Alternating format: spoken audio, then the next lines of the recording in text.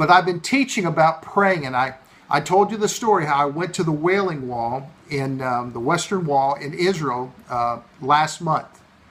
While we were there, I was getting ready to pray, and I heard this inside my spirit: don't pray for yourself, pray for your friends. So I got my phone and I began to go down my list. If you're in my phone book, I prayed for you. Whoever you are, I have a large phone book, so I had a large prayer time. I began praying for people. That has never stopped. That prayer time has never stopped. I've been praying for you. And now the feedback, the response to that. You say, do you believe it's just because you prayed? No, I believe there is power in agreement. The Bible says any two touching earth, from earth, it's a powerful thing. I have a good friend of mine. He lives up in South Carolina. He went in last week for a routine surgery. I prayed for him. When he was in the surgery on the table, his heart stopped beating. And God brought him back to life. I just talked to him yesterday. I talked to him today. He's out of the hospital. He's recovering well. He went to church Sunday. His blood pressure and blood sugar numbers were not good prior to the surgery. God brought him back to life, and his blood sugar and blood pressure numbers are back to normal. You know, I don't think God has to stop your heart to restart you, but that's kind of a cool resurrection story. You're joining me, so many of you are joining me for Mentorship Monday, and we're going to be talking about a leader and his time. You see, most folks believe that you've got to get the key people. Now, I want you to hear me and hear me well. Those of you that are listening on the teleconference, those of you that are watching by Facebook, if you really believe that people are your solution, if you believe that you just have to have the right people, you've got to be very, very careful. Because you can become a manipulator of people to get people to do what you want. That's why a leader has to understand time. People are going to come and people are going to go. Someone watching me today will tell you that they've had a lot of people who have entered and exited into your life. Some people come, have you heard, for a season. Some people come for a reason. I'm here to tell you right now that it's strategic that you understand time. You understand time. It's your number one weapon. And I said earlier, I'm teaching from my book, A Weapon Called Time. And then I want to tell you a real big secret here in just a few moments. Just hang in here with me. But the only difference, write this down, get a pen, write this down. The only difference between people is what they know. The only difference between people is what they know. The only distinction is how they use their time. How they use their time. As I said, if you view people as your only solution to the problems you're facing, you're going to become a manipulator of people. That's why time is a weapon. You've got to get time on your side. That's why I'm investing time right now to share with you and to teach you. And I'm glad so many of you are on this.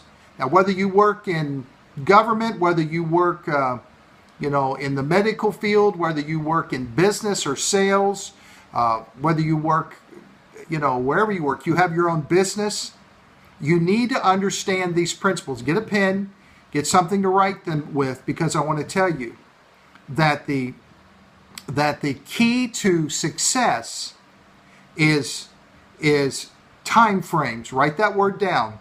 Write that word down, time frames. A leader views time more important than people. A leader does not deal with personalities. A leader deals with time frames. Write that down. That's why you've got to evaluate the use of your time every day. Ecclesiastes 8:5 is a great verse. I've got it over here on my computer. A wise man's heart discerns both time and judgment. So you're going to have to learn to create time frames, because time frames create focus. I've been on the email and calling all day today, to the gentleman that is the head of the construction crew that is building our home. Angel and I are having a home built in St. Augustine, Florida. It's gorgeous. It's just gorgeous. It's just a whole series of miracles of how that's pulled together. And I'm glad all of you that are joining me right now, all over the country, all over the world. And we're talking about a leader in his time. So today I've been making emails and phone calls all day long to find out what the time frames are. The time frames for the framing of the house, the time frames for the running the electric, the time frames for the insulation, the time frames for putting up the drywall. My head of construction said we're halfway home. We're over 50% there. That's great because he understands time. And he's got to find the right people to fit within the time frames he's created. It's extremely important as a leader that you understand time is on your side. Now, my book that I wrote, A Weapon Called Time, you can get this by going to my website, paulkreitz.com, and if you're in the United States, I'll pay the shipping and all the handling. You just purchase the book online at my website. Can't purchase them anywhere, only at paulkreitz.com. I've got a couple other powerful things I'm going to be sharing with you. In fact, let me just tell you now that I've got about a page and a half of notes over here on my computer, and if you would like to get these notes and then reteach this, just reteach this to some of the key people that are with you. I talk to you how to make a to-do list, how to make a priority list, and I give you this key statement. What you're doing daily is determining what you're becoming permanently. What you're doing daily is determining what you're becoming permanently. Your daily routine, what you're doing daily, your daily routine is moving you away or toward your desired goal. How do you get a routine? Dr. Kreitz, how do you get a routine? By creating positive habits. Anything you do twice becomes easier, whether it's right or it's a bad habit. Anything you do twice becomes easier. A habit is greater than desire. I can desire to become healthy. I can desire to jog. But if I get up and get in the habit of jogging, if I get up and get in the habit of doing healthy things, my habits will create a routine. Are you listening to me? Write this down. Your habits are what create your routine. A successful life is simply a correct or successful routine. If you're going to be a leader, everyone ought to know where you are. Like with my routine is like 6 to 10 in the morning is my time. It's my time to do what I want to do, 6 to 10 a.m. It's my time to rest. It's my time to write. It's my time to study. It's my time to pray. It's my time to go out to breakfast with my wife. It's my time, 6 to 10 a.m. I need to set my focus correctly because what you look at the longest, write it down, what you look at the longest will become the strongest in your life. And see, someone's watching me right now, and part of the challenges and the frustrations is that people keep breaking your focus. They keep breaking your focus, and you wind up discouraged, and you wind up not moving where you want to go. You're not being on the successful track. Success is seizing the right actions and repeating them over and over again. Are you listening? Success is seizing the right actions and repeating them over and over again. We're talking about time. Now, time became important to me. When I was a young guy, time was not that important to me. Now, I just see a friend of mine from radio days that just jumped on. Hello, Bob. And I learned timing when I started out in radio. I learned about 30 seconds. Someone said, can you speak for 30 seconds? Can you speak for 60 seconds? I learned to train myself in doing that because of being in radio. Timing was everything. I learned how to do a 2.5, 3.5 minute song. Timing was extremely important to me. I learned it early in life. Most people, time does not become important to you until you get toward the end of your life. Now, I'm 50-something, years of age, and time has become extremely important. I've set up a 12-year plan for my life, and I am moving in that 12-year plan right now. Do you know that more people spend time planning a vacation than they do their life? Planning a trip? We're talking about my book, A Weapon Called Time. It's on my website. It's got chapters, a weapon of a decisive destiny, a weapon of what we're talking about, a successful routine, a weapon of planning and goal setting, a weapon of a purposed assignment, a weapon of waiting, a weapon of tomorrow thinking. Some of us are so caught up in today and so bound by our yesterday that we can't think about tomorrow. We can't think about tomorrow. You need to be extremely, extremely focused on your tomorrow.